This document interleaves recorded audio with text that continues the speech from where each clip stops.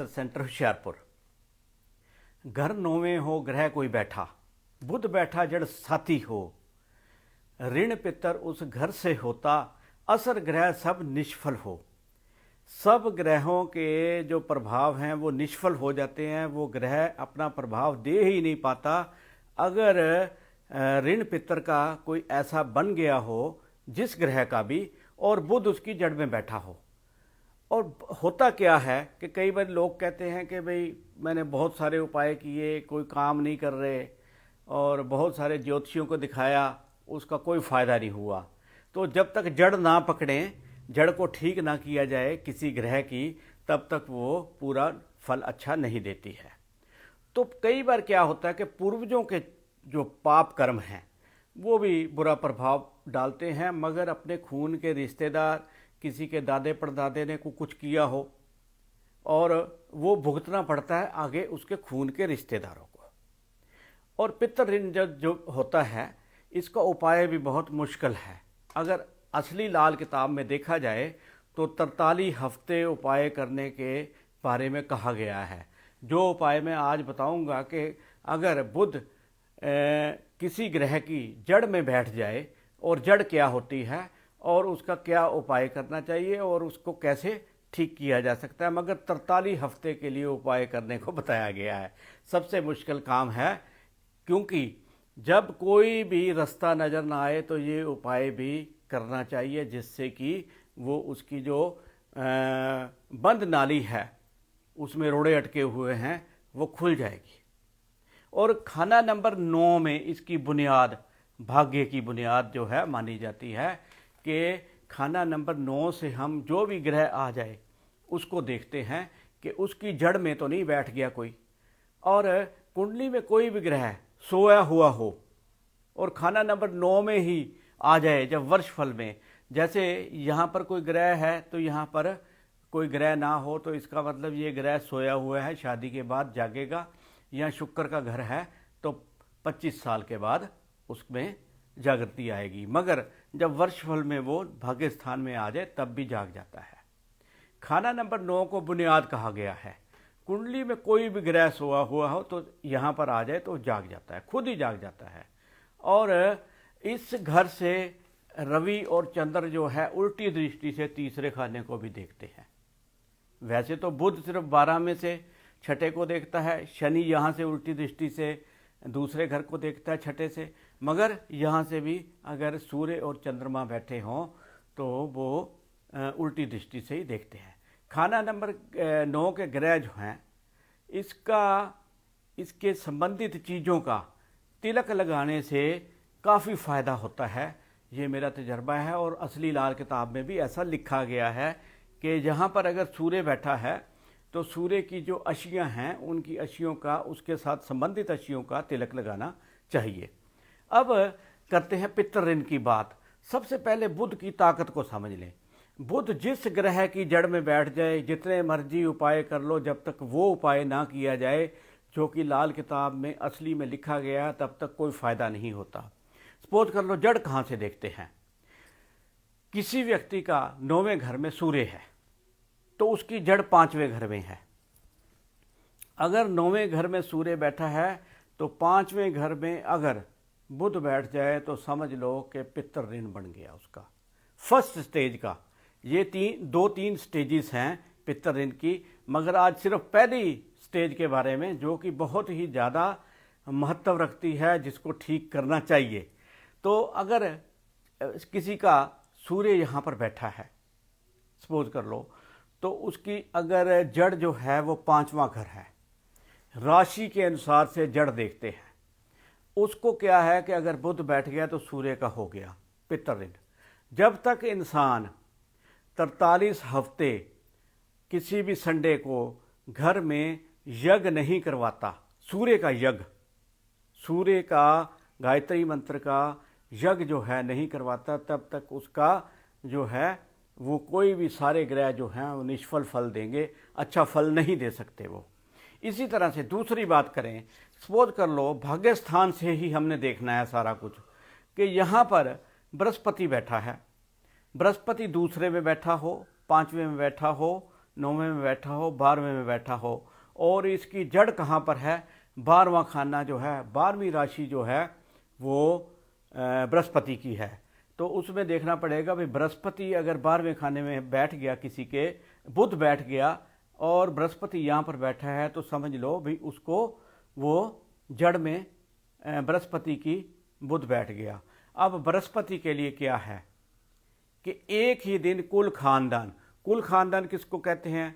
दादा पोती परदादा और आगे बहन भाई चाचा ताया, ये सब उसके बच्चे, आगे खून के जितने रिश्तेदार हैं वो उसमें आ जाते हैं। उनके नाम से पैसे इकट्ठे करके एक ही दिन किसी मंदिर गुरुद्वारा में आप दे सकते हो। वो पैसे ये कहकर कि जो पितृदोष है बृहस्पति का वो ख़त्म हो जाए, तो वो ख़त्म हो जाता है। मगर ये 43 हफ्ते 43 बृहस्पतिवार गुरुवार को ये दान देना होगा। चाहे आजकल क्या है कि किसी से आप पैसे मांग नहीं सकते, कुल खानदान से कहेंगे कि चाचे के लड़के से मांग लेंगे तो मुश्किल है, तो उनके नाम से आप 10वां हिस्सा उसका ज़्यादा डाल लें।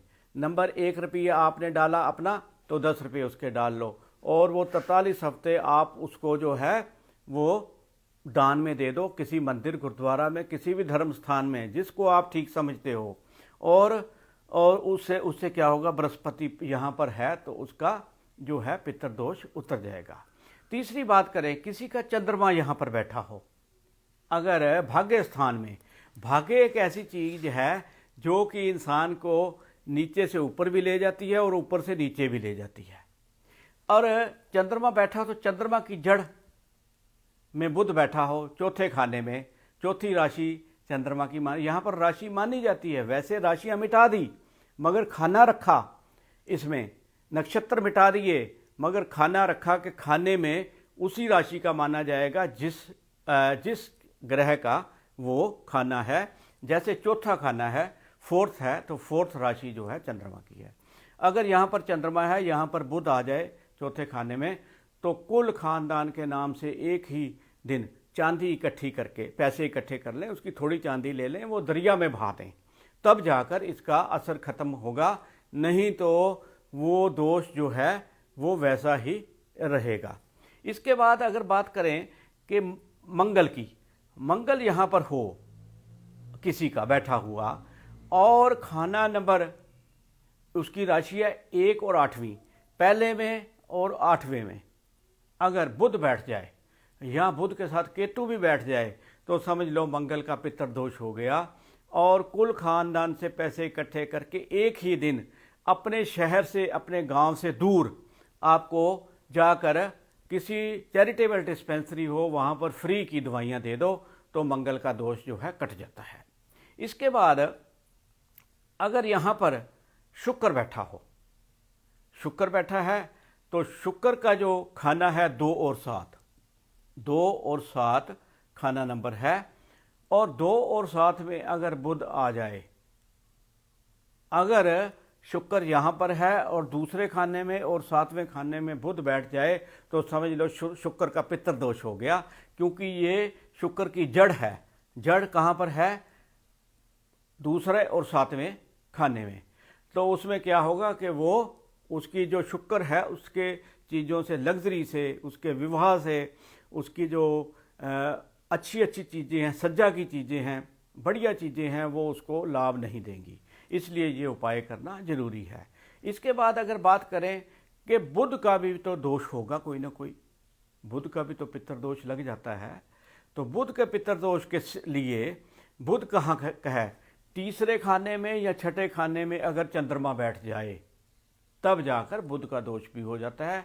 उसके लिए वो क्या करना पड़ता है कि बुध को ठीक करना चाहिए। नहीं तो बुध से अगर एक ऐसी चीज़ है, आसमान है, आपका ब्रेन है कानों से ऊपर, ये कोई फल अच्छा नहीं देगा।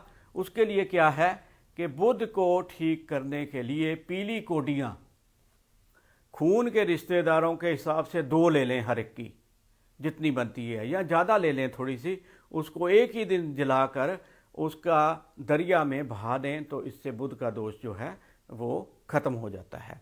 इसके बाद शनि की बात करें। शनि किसी व्यक्ति का अगर यहाँ पर बैठा है 9वें खाने में, भाग्य में, भाग्य जो आपकी जड़ है, भाग्य उदय करने की भी और भाग्य अस्त करने की भी। तो यहाँ पर अगर शनि बैठा है तो शनि का घर है 10वां 11वां, 10वीं राशि और 11वीं राशि। तो यहाँ पर अगर बुध बैठ जाए दोनों में, जैसे शनि यहाँ पर बैठा है, बुध यहाँ पर या यहाँ पर, तो समझ लो शनि का दोष हो गया। तो कुल खानदान से इकट्ठे पैसे करके सारे एक ही दिन 100 से ज़्यादा मछलियों को उनका भोजन, या जो मजदूर हैं उनको खाना खिलाया जाए, 100 से ज़्यादा मजदूर को एक ही दिन में खाना खिलाया जाए, तब इसका पितृदोष जो है शनि का यहाँ से ख़त्म होता है। इसी तरह से बात करें अब राहु की। राहु की जड़ कहाँ पर है? 12वें खाने में। राहु 9वें खाने में बैठा हो, बुध 12वें खाने में आ जाए, तो समझ लो कि भाई उसकी जड़ में बैठ गया है बुध। और बुध जिसकी जड़ में बैठ जाए उसको काट देता है। सबसे पावरफुल ग्रह जो है मैं मानता हूँ लाल किताब के अनुसार से कि वो बुध है, क्योंकि ब्रेन सबसे पावरफुल है। ब्रेन से हम बहुत दिमाग से अच्छे अच्छे काम करते हैं। इसी तरह से अब केतु की बात करें, किसी का केतु 9वें भाव में बैठा हो, और केतु का खाना कौन सा है? छठा पक्का। छठे में अगर बैठ जाए बुध, छठे में जैसे बुध बैठा है, केतु यहाँ पर है, तो समझ लो केतु का पितृदोष हो गया। उससे क्या होगा कि भाई केतु क्या है? औलाद का मालिक है। केतु आपकी यात्रा का मालिक है। केतु आपकी हड्डियों का, पेशाब के रोगों का है, देखता कारक चीज है, तो उसको खराबी करेगा। तो एक ही दिन कुल खानदान से पैसे इकट्ठे करके आप 100 से ज़्यादा कुत्तों को लजीज भोजन, ये लफ्ज़ लिखा हुआ है, लजीज भोजन करवाएं। लजीज भोजन का मतलब ये है कि जो कुत्तों को पसंद हो वो वाला भोजन उनको अच्छी तरह से चाव से खा लें तो वो वाला भोजन देना चाहिए। ज़्यादा मीठा नहीं देना चाहिए, क्योंकि मीठा खाते तो हैं मगर कई बार खारिश लग जाती है, इससे उनके खराबी होती है। अब एक बात इसमें और है कि पितृ ऋण के लिए उपाय कब करने चाहिए। देखिए, हर एक ग्रह की एक आयु है। सपोज कर लो किसी को बृहस्पति का पितृदोष है, बृहस्पति का पितृदोष लग जाता है अगर दूसरे, 5वें और 9वें और 12वें घर में इसके दुश्मन ग्रह जो हैं वो बैठे हों, राहु बैठ जाए, बुध बैठ जाए, और तब जाके पितृदोष लगता है। मगर 16 साल से 21 साल तक आयु जो है, 16 साल की आयु मानी जाती है बृहस्पति की, उसमें निकाल लेना चाहिए, उसमें ये इसका उपाय कर लेना चाहिए। इसी तरह से हम बात करें सूर्य की, तो सूर्य की 22 साल आयु है, 22 ईयर्स। तो 22 साल तक सूर्य अगर यहाँ पर हो, उसको पितृदोष हो, बुध यहाँ पर हो, तो उसका उपाय कर लेना चाहिए। उसके बाद आता है चंद्रमा 24 साल और शुक्र 25 साल। इसी तरह से अगर मंगल की बात करें तो 28 साल, शनि है 36 साल, और राहु जो 42 साल, और केतु जो है 48 ईयर्स, 48 साल तक इसकी आयु है। इनसे पहले पहले इनका पितृदोष वो कर लेना चाहिए। अगर ये नहीं करते पितृदोष का उपाय, तो समझ लीजिए कोई भी ग्रह नहीं चल पाएगा। सत श्री अकाल।